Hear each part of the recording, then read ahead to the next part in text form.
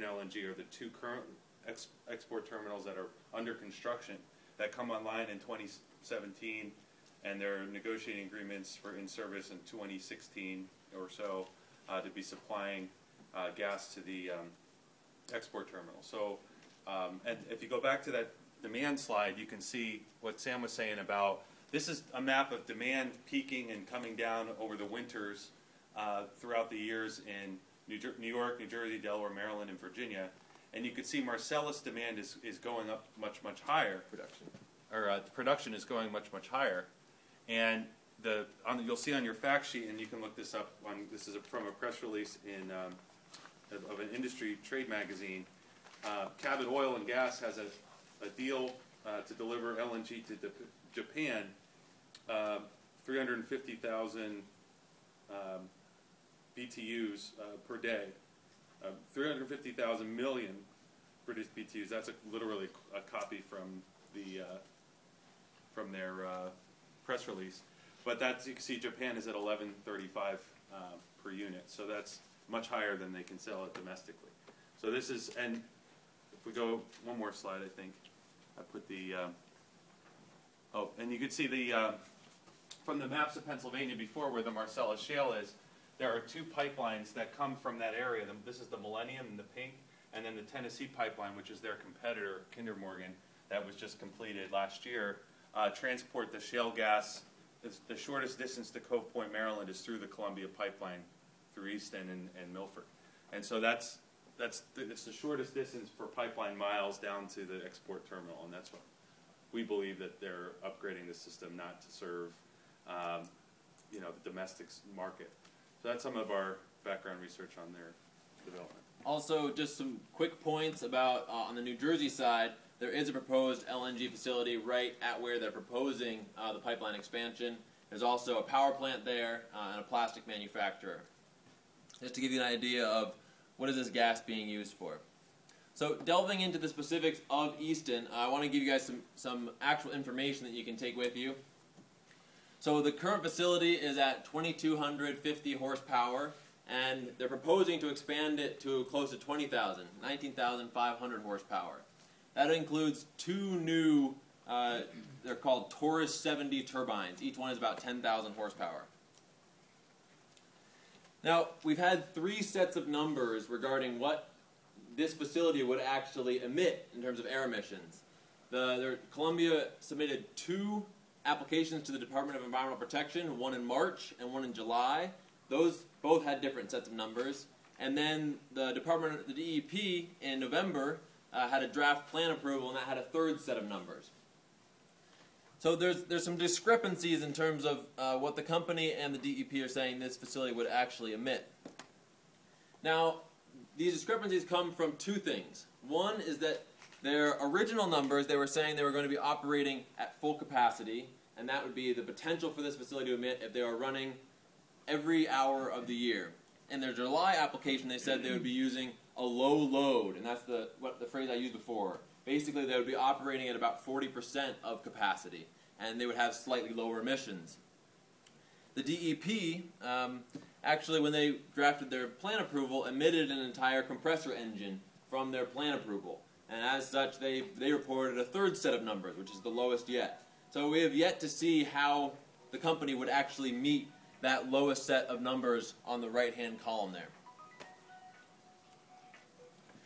Just to give you a sense of what these numbers actually mean, if you compared them to idling diesel school buses for each of the four criteria air pollutants, nitrogen oxides, volatile organic compounds, particulate matter, and carbon monoxide, that's the number of idling diesel school buses that it would be equivalent to for each of those pollutants in specific.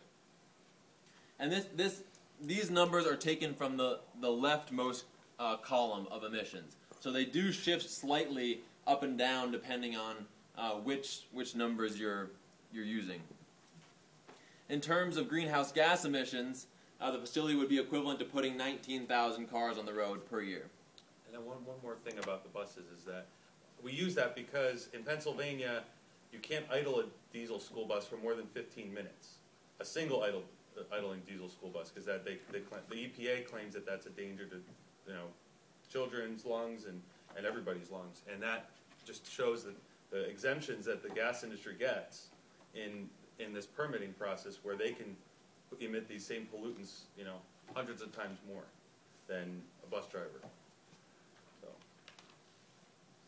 Alex? yeah. Excuse me. In our meeting here on November 20th, it was mentioned by one person in the crowd that in a previous air permit application by Columbia for the expansion of, or enhancement of these compressors, it was mentioned that they weren't going to use prime movers that burn natural gas with these Taurus 7 turbines, but actually large electric motors. Are you familiar with that?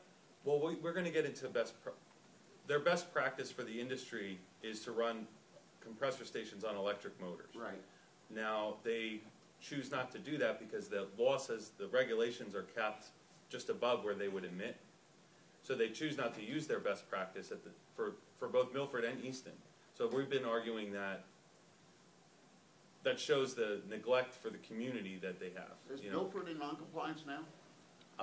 Milford only runs less than 200 hours a year, so it's not. It's a Title V permit, right, but it hasn't run more than 200 hours a year in the last 10 years. But is Milford a non-attainment area for air quality? No. Okay, but we are here. Lehigh Valley is. Yeah. So why is this an issue? Why is, one issue that you just brought up is non-attainment. And what that basically means is that there are national air quality standards that are set across the entire country, and the Lehigh Valley is out of attainment for ozone. And what that means is that ozone, also known as ground level smog, is currently higher than what the EPA has declared to be health standard for a given area. Now, with the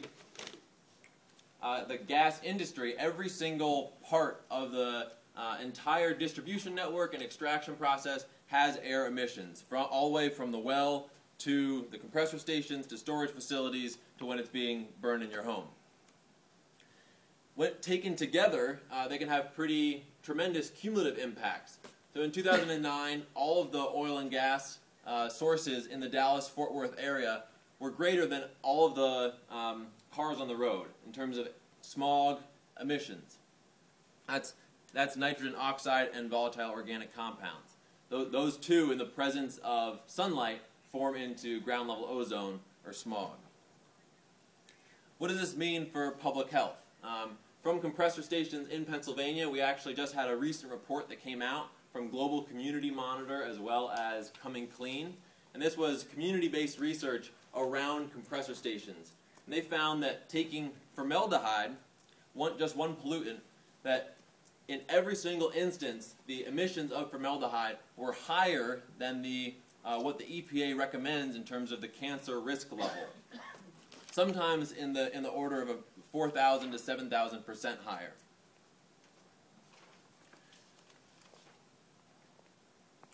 And on this particular slide, this is research that we've done at the Clean Air Council to put together all of the pollutants from shale gas infrastructure, whether it's released from a compressor station or whether it's from the actual chemicals that are used in fracking itself, to determine what parts of the body are being impacted from this industry as a whole. Looking at formaldehyde in particular, just because we've just mentioned that, you can see that it impacts every major system in the body: the lungs, the brain, the reproductive system, the digestive system, the immune system, and the cardiovascular system. RAND, Research and Development, in 2013 found that compressor stations accounted for 60 to 75% of all air quality damages due to shale gas infrastructure so far in Pennsylvania, accounting between $7 and $30 million as a whole due to air pollution so far. And of course, you also have examples of unplanned events. This is in West Virginia, Sissonville, West Virginia, in a Columbia gas pipeline. I believe it was also a 20-inch diameter pipeline that had not been checked for corrosion for over 25 years, exploded in 2012. And it was luckily nobody was hurt, but there were many homes that burned down because of it. It melted the interstate. Yeah, for hundreds of feet in each direction. And this is just a description of